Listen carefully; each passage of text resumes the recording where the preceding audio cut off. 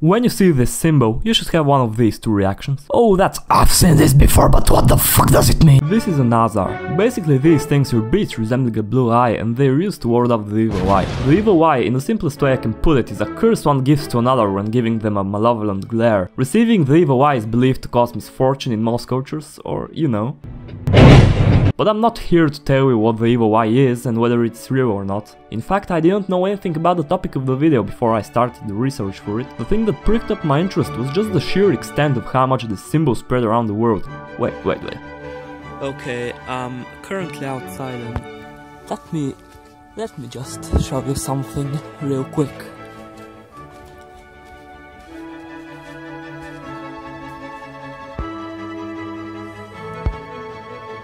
These things are everywhere. What really made me aware of the superstition though happened while I was looking at porn. I mean, r/map porn. Here's the map that I saw, and it actually helps a lot in understanding where the evil eye is most popular. So we'll take this map as a reference, and we'll also create our own map and try to fill in those grey areas while really giving insight on the blue, and yeah, these are fucking useless. First though, we ought to start with the origin of the evil eye. The concept dates back to the 6th century BC, but a symbol for it was first used somewhere here. It looks like a huge pimple about to burst open, so it didn't stick around for long. The symbol we all recognize actually originated in a small village somewhere around in modern Turkey. Although not much is known about when nazar first became a thing, one thing is certain. It became hella popular when the Ottomans conquered half of the world. To this day, Turkey is the hotspot, as you can see these beads everywhere there, from the inside of cars to the outside of cars, and from bracelets on people's hands to bracelets on people's hands on planes to the fucking planes themselves! Outside of the Middle East and the Balkans, the belief of the evil eye is still very popular, although the naming may vary a bit and sometimes regional charms for protection are used. For an example, in Italy alone, a shit ton of different charms are used alongside the nazar to ward off the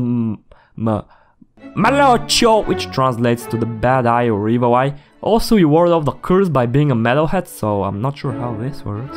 Another place in Western Europe where the superstition is well known is the Iberian Peninsula. It has been embedded in their culture for a long time, probably popularized during the time of reign of the Islamic Caliphate in the region.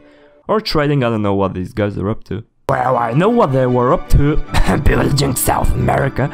I mean, kindly spreading their beliefs to the local people and giving funny looks to 90% of the population. Anyways, genocide aside, in Latin America babies are thought to be more vulnerable to the evil eye, so these things on their hands are not cosmetic.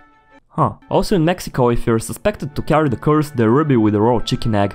The egg is supposed to absorb the curse, and after it is broken and placed under the victim's bed, it should appear to be cooked if the curse is really on that person. Brazil gotta be special, it's like the emo kid of South America. And of course, they get a different segment. Their children aren't seem to be at such a risk because the curse seems not to affect individuals. The problem is somewhere else. Hello, sir, what is going on? Hello, doctor. I have been experiencing symptoms of an economic crisis, a corrupt government, and that football match everyone mentions when they talk about me. I'm sorry, but I'm worried you might have been cursed to the evil eye. Wait, didn't that affect plants or something? Ha ha ha ha ha ha ha ha ha ha ha. That's that, but why are people in Tanzania so crazy about it? Yeah, North Africa, Ottomans, rest of Africa, slavery and jizz. Okay, we've come to the point where we have to address the big two, India and China. In India, the belief of the evil eye has spread around, but some regional differences are present. In the northern states, they refer to it as Buri Nazar. In these states, they call it Disti, or Drusti,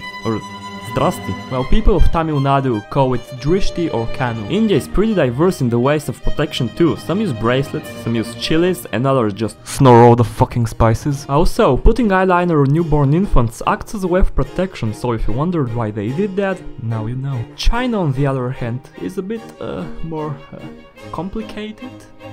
Although there seems to be a variation of the evil eye there, stuff is completely different. The Chinese having their own internet also did not help for the research for this video. Only thing I found was on some random forum from the 2000s, and it seems like the curse, instead of funny looks, is carried by bad days. Paper charms are placed above doors, and the days are dependent on local Chinese beliefs.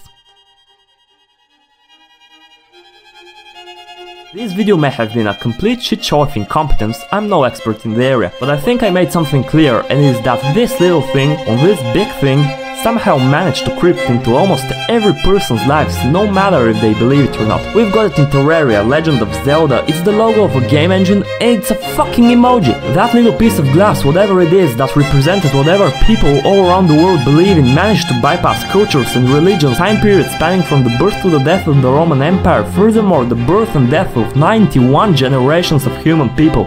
And yet, here it is.